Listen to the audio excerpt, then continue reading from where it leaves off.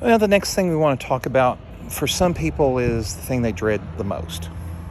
If you do it right, it works fine. You do it fine, no problem. But what we're talking about is, of course, connecting the sewer system.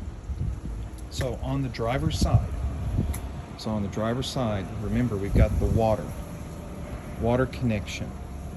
We've got a storage bin, then the wheel, and behind the wheel is the sewer connection. So the sewer connection, in dealing with sewer, you definitely want to use gloves. So I've got 2 pair of nitrile gloves that goes definitely up beyond your wrist, and that's what you want to use, and I've got them in here. So we have 2 tanks. We have what would be this tank right here. We call it the black tank. The black tank has a black handle. This is a valve, meaning when I pull open this valve, then what's ever in this tank can flow, and it can flow all the way up to this point right here, which is a rotating T that rotates, and then we're going to connect to this T so that we can connect then further onto the sewer connection at our campsite. Black water is the worst. That is solid waste, human waste from your toilet. We have gray water. Gray water is water that comes from you washing dishes, so it's soapy water, shower water, the sink water that's in the bathroom. So this is a gray tank. The contents in here is not as bad, not as biohazard as the contents here. So depending upon your level of experience will depend upon how much of this video that you want to watch. But I'm going to talk to you as if you're a beginner. So we want to talk about the functioning of the sewer system. So you're going to go into the RV. You're going to wash dishes. You're going to use the shower. You're going to use the toilet. You're going to flush the toilet. You have what would be a limited capacity of storage of the water and the solid matter that comes from those units. So these are very small tanks. What we do with these tanks is we take those tanks, we hold the contents, and then we'll come outside. I usually do it once every day or once every 2 days, depending upon how many people is using the RV, how often they're using the water. Experienced campers conserve, meaning they do not use the systems heavily, or they don't let water just run continuously and fill up these tanks. What they do is they try to conserve. But you come out, and when the system's connected to the sewer, the campsite will have a sewer connection. When it's connected, then you'll come in, and what you want to do is pull the black handle first. Let all that solid waste come out. Then even have someone inside run water in the toilet to help that solid waste come out. Once it's out, close it. Open up the gray water, and that's primarily water. So what it's going to do, it's going to flush this out, and it's going to flush out what would be any of the solid matter that's in your hose. So that will flow it out. And you're doing that about once a day. And when we get on the inside, we'll tell you how to reset up the toilet so that it has a chemical in it that helps to degrade the biomatter, degrade the toilet paper that comes with the RV. And you need to set that up every time, because you don't want to have an empty tank. You got to have something for that solid matter to begin to be digested. So we'll talk about that in another video. So what we're saying now is just how the system works, how to get to the system. I'm going to also have a video on how to connect and set this up. Then I'll have a third video, how to disconnect and how to flush your tanks, flush out the matter, and then flush it into a sewer system. And then I'll have a fourth video for those individuals who are parking at sites that do not have a sewer connection right at their parking site. And what we're going to use is a transfer dolly that you can dump into the dolly. Then you pull the dolly to what we call a dump station. So there is camping sites that there is at the camping site one station where everybody drives to or pulls their dolly to and dumps their waste at this single dump station. So I only say that if you're a little bit more experienced camper, you know what we're talking about. If you don't know what I'm talking about, you need to rent premium sites only until you are comfortable enough to use what would be this dolly system that we'll have in one of our videos. So that's the basics so far. We want to make sure that when you're working with this system, that nobody's inside going to turn on any water. And when you're done, well, we say close these two valves and check it every day. And how do you check it? Well, let me go show you. I myself, I check it probably 3 or 4 times a day because the activity really is heavy during the morning, before and after breakfast, lunchtime, and in the evening time. You know, those times that you're back at your site.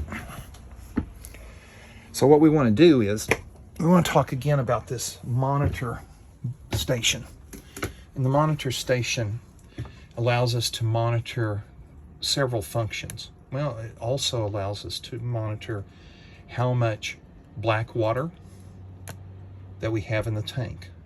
So it's just like a gasoline tank. We go from empty all the way to full. We have indicators from empty, 1/3 full, 2/3 to full. If I press the black water, I'll get an indicator how full that tank is. If I press the gray water tank, I'll get an indicator of how full it is.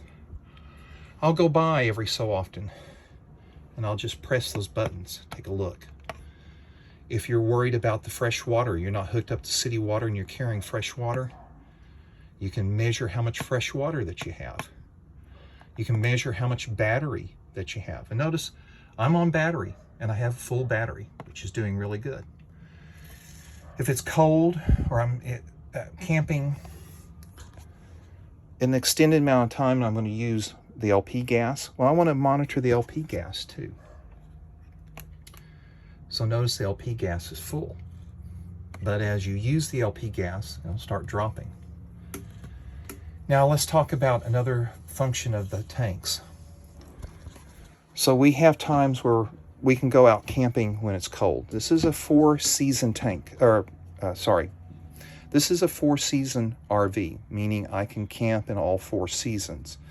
I really don't rent out in the winter, but when I start renting in March, we still have times where the temperature can drop below freezing at night.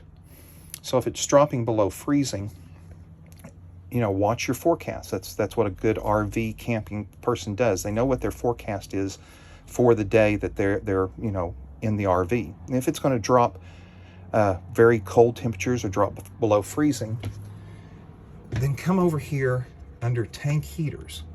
Turn on the heater for the black tank and turn on the heater for the gray tank. You got to do that. You got to turn those on.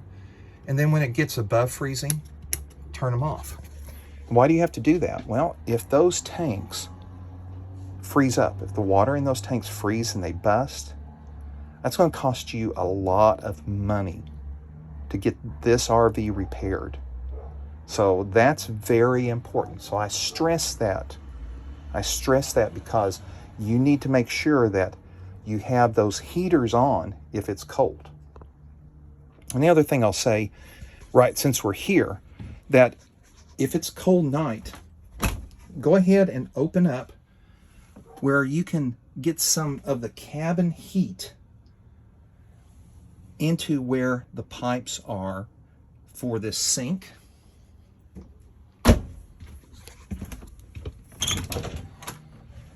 Also, open up so that heated air can get to what would be what would be this sink. Now, like I said, this is a 4-season system. There's insulation in the ceiling, in the walls, under the camper. So if it's going to get to freezing, and it's just going to be freezing for an hour or two, you're not going to have any problems at all.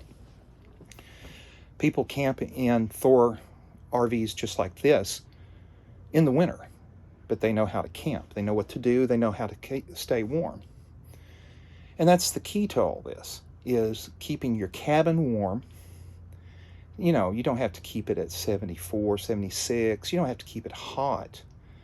But you want to keep it fairly warm. I'd say, 72. If you're accustomed, and if you're a camper, you may even love to camp with it inside the camper into the 60s. So if you do, that's fine. It'll keep the water from freezing if it's going to be just below 32 for an hour or so. And so if it's longer than an hour, I would open those doors. I would make sure that you have the heater on. And if you're using a lot of heat, I'd make sure that you have LP gas. Now, I have a separate video that talks about the LP gas and how that I've added an adapter, and that adapter allows you to connect an external tank to the RV. And that external tank, it's like your grill tanks are 5 gallons. If my 9-gallon tank lasts for your group 4 cold nights, well then you're going to probably get another 3 nights if you hook an external tank up, which that gives you a good full week. We're into March when I'm recording this video. You're going to use the heat a little bit, and then as you get into the summer, you're only going to use the heat to cook with. So you're never going to really run out of propane unless you're renting it more in the 40 degree, 30 degree, and below temperatures.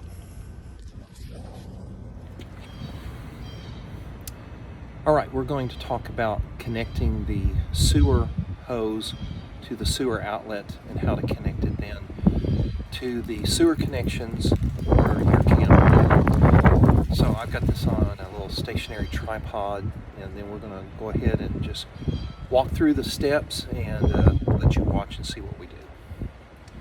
All right, this is the access point. Let me just open this up. Sewer system. I've got a video that talks about the components of the sewer system. First thing I want to do is unscrew the access cap. So this is the access cap, has threads. You just unscrew it, set it to the side. Definitely we want to put on the nitrile gloves so that we have protection. And definitely when you get done, you want to wash your hands. So I've got the gloves on. Get down here. I'm going to rotate this T. So there is a T right there to rotate. Let me pull this closer now.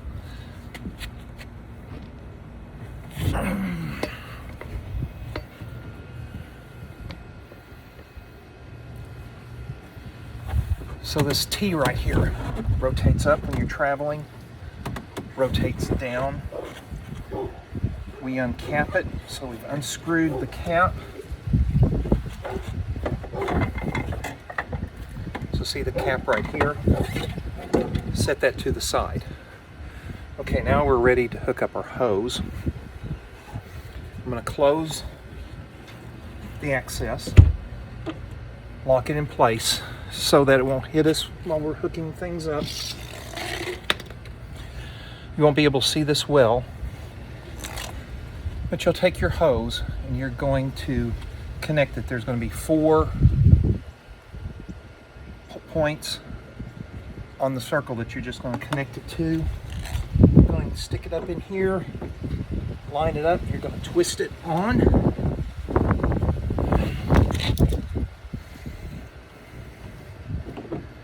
The next thing you're going to do is we're going to hook up this elbow to the other end of the hose.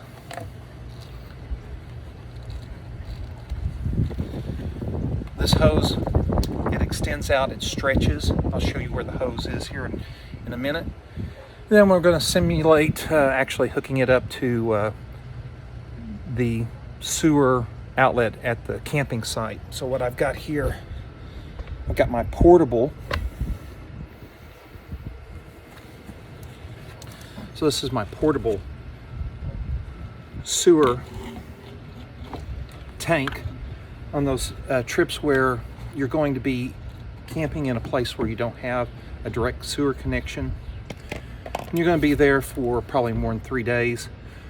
You're going to want to use one of these. Now, I've got this available. You can rent this from me.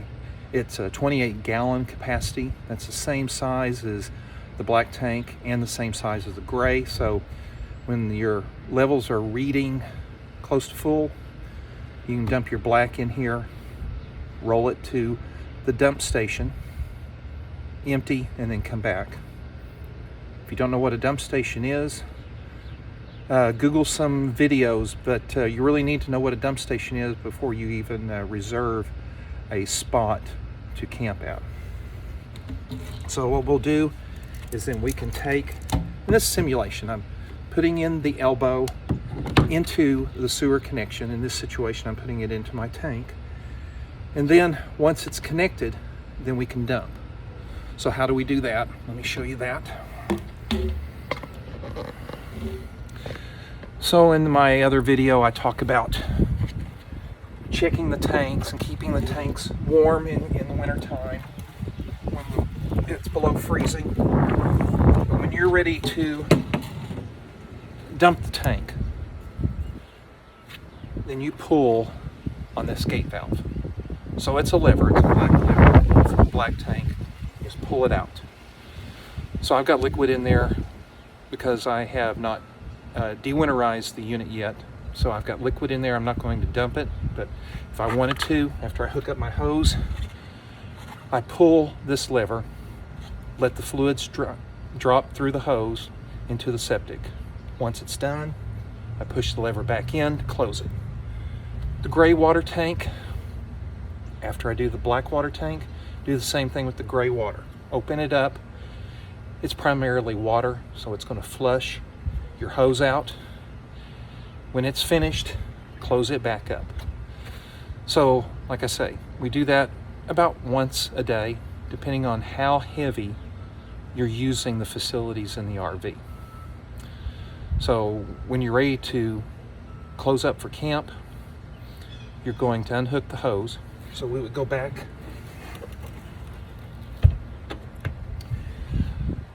We rinse out the hose.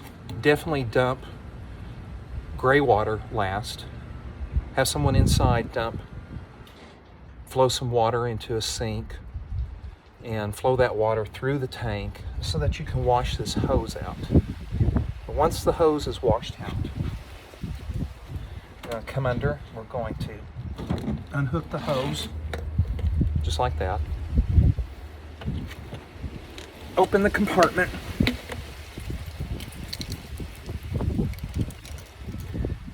And if this is, if you're driving to another location, you're going to hook back up, you can just close that up. But if this is your final day and you're ready to come home and it's going to be clean like you're going to return it, then I have a hose. And I've written on it, flush only. So this is a hose used to flush the tanks out. You don't want to use it as a hose for city water. You don't want to drink through this. So that's why I've marked it, and I have a separate hose for the city water. But what we do is we have a connection right here. Pop that open. You screw in the hose, and then you screw in the hose into the water on the other end. Turn it on, run water. Water flushes out these compartments. And that's what we want to do. We want to make sure that we get all the biohazard out. We flush out these compartments. We flush them out with these two valves turned on with the hose, the dump hose still connected. But when you get it all flushed, unhook this hose, put it up, and then what we'll do is close this unit up for travel. So what we're going to do is we're going to rotate this T. We're going to cap it.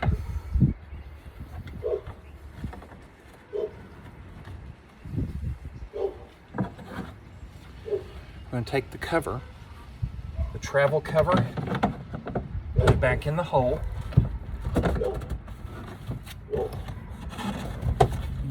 And then we're going to make sure the threads are correct. You don't want to misthread it, so we're turn the cap. I would suggest then wash the gloves.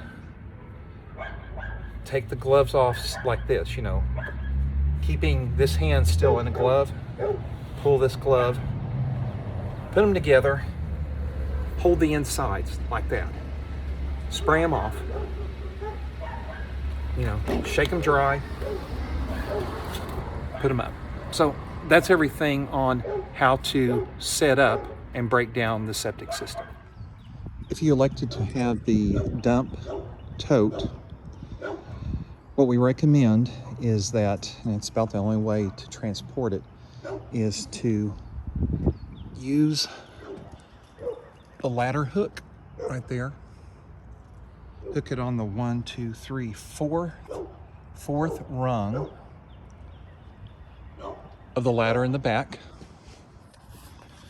You want to make sure that the tote is higher than the brake light. Make sure the tote is hanging even. It's centered to the ladder. And then we will use 2 straps, which I'm not showing at the moment, to strap this to the ladder. The first strap lies right in here. It's a ratchet strap. The second lies right here. We take it behind the wheel and we'll ratchet and strap it, both of them, to the ladder at those points.